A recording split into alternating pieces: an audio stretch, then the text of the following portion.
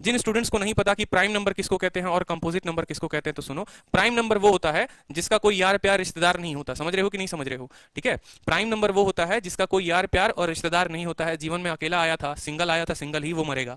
ठीक है, सिंगल आया था और सिंगल ही मरेगा, एकदम सख्त लौंडा वाला केस हो जाता है इसका, समझे? यानी कहने का मतलब है कि जो किसी से कटे, नहीं कटे तो खुद से कटे। एग्जाम्पल के तौर पर 3 हो गया, 7 हो गया, ठीक है, 11 हो गया, 13 हो गया, ये भाई साहब कटेंगे ना तो या तो एक से कटेंगे और नहीं तो खुद से कटेंगे। तो प्राइम उनको कहते हैं जिनका जो फैक्टर होता है, ठीक है, जो कटेगा तो एक से कटेगा और नहीं तो वो खुद से कटेगा, किसी और से यारी प्यार रिश्तेदारी कुछ भी नहीं करेगा ये। ठीक है, कोई यार नहीं, कोई दोस्त नहीं, कोई प्यार नहीं। उसी तरीके से 13 को भी देखो तो 1 होगा और 13 होगा। ठीक है, तो उसको बोलते हैं प्राइम नंबर, जो अभाज्य संख्या होती है, कटती ही नहीं है किसी से। ठीक है, कैसे चेक करते हैं? How to check whether a number is prime और नॉट। कैसे चेक करेंगे? हाउ टू चेक, ठीक है, how to check a number, a prime number, कि वो भाई साहब प्राइम नंबर है कि नहीं है, अभाज्य संख्या है कि नहीं है। अब देखो, उसको चेक करने के लिए क्या करना है कि वो प्राइम है कि नहीं है, वो अभाज्य है कि नहीं है। तो हमें उसके करीब का, जैसे मान लो मुझे चेक करना है 97, या मान लो मुझे यहां पर चेक करना है 91। ठीक है, एक काम करो यहां पर आप चेक कर लो 89 को, कि मुझे 89 को चेक करना है कि 89 जो है वो प्राइम नंबर है कि नहीं है। तो 89 अगर प्राइम नंबर है कि नहीं है तो मुझे क्या करना पड़ेगा? 89 के करीब में, 89 के करीब में मुझे कोई एक स्क्वायर, परफेक्ट स्क्वायर संख्या ढूंढनी है। समझना, ये फेल कभी नहीं हो सकता। तो 89 के पास, 89 के करीब एक परफेक्ट स्क्वायर ढूंढो। सोचो, एक 89 से 89 के पास परफेक्ट स्क्वायर कौन है? ठीक है, 5 का स्क्वायर 25, 6 का स्क्वायर 36, 7 का स्क्वायर 49, 8 का 64, 9 का 81, यानी इसके करीब में जो है यहां पर 81 एक ऐसी संख्या है जो यहां पर क्या है? परफेक्ट स्क्वायर है। और 81 किसका परफेक्ट स्क्वायर है? तो 9 का परफेक्ट स्क्वायर है। 81 किसका परफेक्ट स्क्वायर है? 9 का परफेक्ट स्क्वायर है। 9 से कम जितनी भी संख्या हो गई ना, उन सभी से इसको चेक कर लो कि ये कटेगा कि नहीं कटेगा। 1 से, 2 से, 3 से, 4 से, 5 से, 6 से, 7 से, 8 से और 9 से, सबसे चेक कर लो, कोई दिक्कत की बात नहीं है। ठीक है, ये भाई साहब 1 से तो कट जाएंगे, कोई दिक्कत की बात नहीं। 2 से कभी नहीं कटेंगे क्योंकि आखिरी स्थान पर 2 नहीं है। 3 से काटने के लिए सभी संख्याओं का योग जो है वो कितना होना चाहिए? इसी के साथ साथ मैं आप लोगों को डिविजिबिलिटी भी पढ़ा देता हूं कि डिविजिबिलिटी हम कैसे चेक करते हैं, समझेंगे बड़े ध्यान से।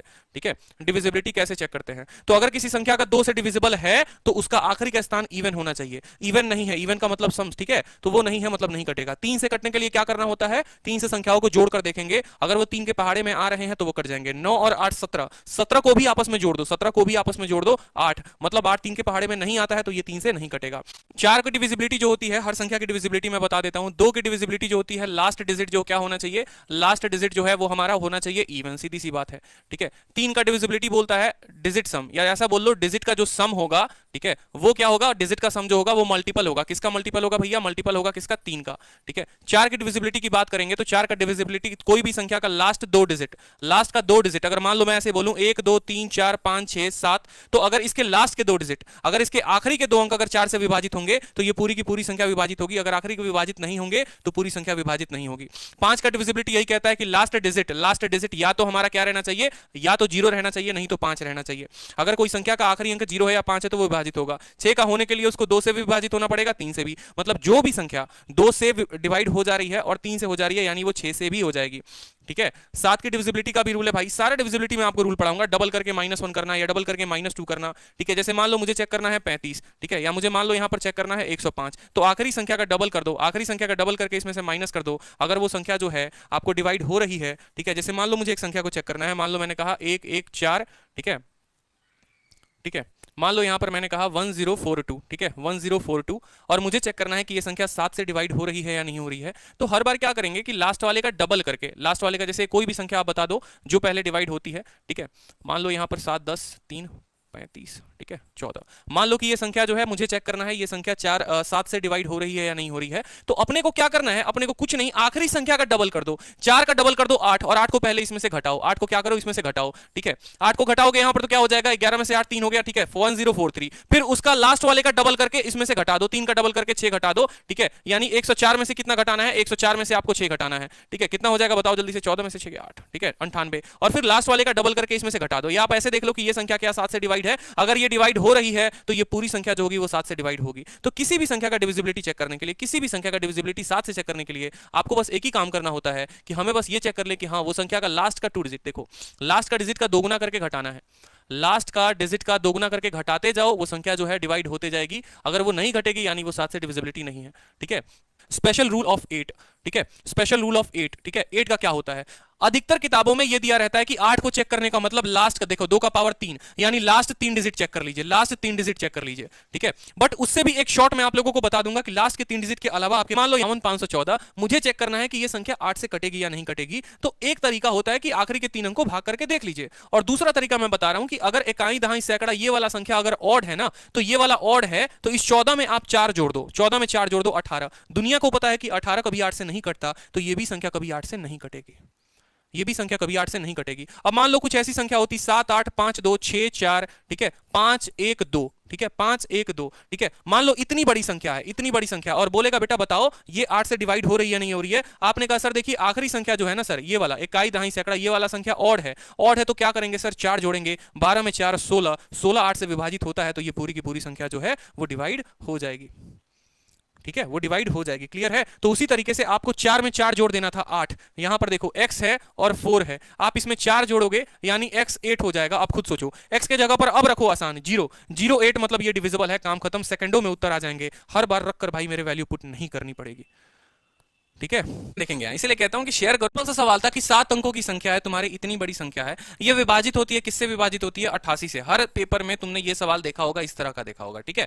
और बोला जाता है कि x प्लस वाई की वैल्यू क्या होगी, x प्लस वाई की वैल्यू क्या होगी, मेरी बात को समझो, ठीक है। चलो अब 11 का आप अक्सर अक्सर क्या हर किताब में आपने एक तरीका पढ़ा होगा, वो तरीका मैं आपको बता देता हूं। जैसे मान लो कि ये संख्या है 5 4, ठीक है, मैंने मान लो कि संख्या हो गई 5 4 तुम्हारी, ठीक है, और तुम्हारा 45 हो गया, ठीक है, और मान लो तुम्हारा यहां पर 23 हो गया, ठीक है, और तुम्हारा यहां पर 65 सपोज करो, ये तुम्हारी एक संख्या हो गई। और इस संख्या का तुम्हारा बोला गया है टेस्ट ऑफ 11, ठीक है। मान लो कि टेस्ट कर रहे हैं किसका, टेस्ट ऑफ 11 का कर रहे हैं कि भाई ये संख्या तुम्हारी 11 से होगी या नहीं होगी। आप लोगों ने अक्सर किताबों में क्या पढ़ा था, आप लोगों ने पढ़ा होगा, देखो आपने पढ़ा होगा पक्का कि 5 जमा 4 9, 9 2 11, 11 6 17, लिख लेंगे सर 17, ठीक है, 5 4 9, 9 3 12, 12 5 17, सर 17 में से 17 गया 0, सर 11 से हो जाएगा, ताली बजा दो सर, बिल्कुल हम सही उत्तर निकाल दिए। देखो तो ये तुम बचपन में करते थे ना, वैसा मत करना, ठीक है, क्योंकि बहुत बार ऐसा तुम्हारा कैलकुलेशन तुम्हें धोखा दे देगा, बहुत लंबा तुम्हारा कैलकुलेशन चला जाएगा, ठीक है। ऐसे आपको नहीं करना है, ठीक है, ऐसे आपको नहीं करना है। आप सभी समझदार बच्चे हैं। आप लोग क्या करेंगे देखो, ठीक है, यहां दो दो की जोड़ी बना लो, तुम्हारा बहुत जगह काम आएगा। अभी तुम्हें नहीं समझ में आएगा लेकिन बहुत जगह काम आएगा। कितनी की जोड़ी बना ले रहे हो, दो दो की जोड़ी बना ले रहे हो। हर संख्या को तुम मन में 11 से भाग रखना, अभी हर संख्या को मन में खुद सोचो। 11 से 55, 11 से 54 को भाग करोगे, रिमाइंडर कितना होगा, -1। -1 का कॉन्सेप्ट पढ़े हो या नहीं पढ़े हो? अरे भैया 55 भाग हो जाता है, 11 पचे 55 होता है, लेकिन यहां 54 है। 11 पचे कितना होता है, 55 होता है, लेकिन यहां 54 है, मतलब ये एक कम है। 11 चौके 44, लेकिन यहां 45 है, ये एक ज्यादा है। 11 दूनी 22, तुम्हारा एक ज्यादा है, ठीक है, और 11 छके 66, एक कम है। +1 से -1 खत्म, +1 से -1 खत्म, ये संख्या का रिमाइंडर 0 आ गया, मतलब ये डिविजिबल है। पढ़ा था कि नहीं पढ़ा था, बोलो, ऐसा कहीं पढ़ा था आपने? बताओ जल्दी से, ठीक है, समझ में आ रहा है भाई, ठीक है। तो इस तरीके से तुम 11 की डिविजिबिलिटी निकाल सकते हो। जैसे मैं तुम्हें एक और एग्जांपल देता हूं, अब इस एग्जांपल पे आप प्रैक्टिस करो तो ज्यादा बेहतर होगा, ठीक है। जैसे मान लो मैं आपको एक एग्जांपल दे रहा हूं, ठीक है,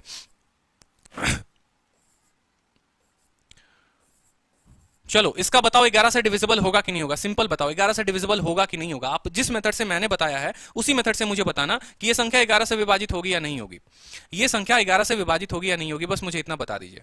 विभाजित होगी, बोलिए, ठीक है। आपने कहा सर विभाजित होगी, देखते हैं सर, ठीक है, कैसे करेंगे, दो दो की जोड़ी लगाएंगे, दो दो की जोड़ी लगाएंगे, दो दो की जोड़ी लगा दी आपने, ठीक है। उसके बाद आपने कहा सर 11 से 12 को डिवाइड करो, एक शेषफल बचेगा। 11 से 54 को करो सर, -1 बचेगा। कितना बचेगा, -1 बचेगा। 11 से 57 को करो सर, 2 बचेगा। और 11 से 63 को करो सर, कितना बचेगा, -3 बचेगा, ठीक है। कितना बचेगा, -3 बचेगा, ठीक है। आपने कहा सर +1 जो है वो -1 को काट दे रहा है, और 2 और 3 जो है सर -1 रिमाइंडर दे रहा है। -1 का रिमाइंडर का मतलब क्या हो गया सर, कि 10 बचेगा, ठीक है। -1 रिमाइंडर मिल रहा है सर, -1 का मतलब ये विभाजित नहीं होगा, ठीक है। तो आपको जो है ऐसे जोड़ने की कहानी जो है वो नहीं करनी थी। समझ में आई कि नहीं आई मेरी बात, ठीक है। अब ये मत पूछना सर ये कहां से पढ़ा था, ठीक है। चलो तो ये तुम्हारा सबसे शॉर्ट ट्रिक था किसी भी 11 के डिविजिबिलिटी को चेक करने का, ठीक है कि नहीं, ठीक है। बताओ जल्दी से।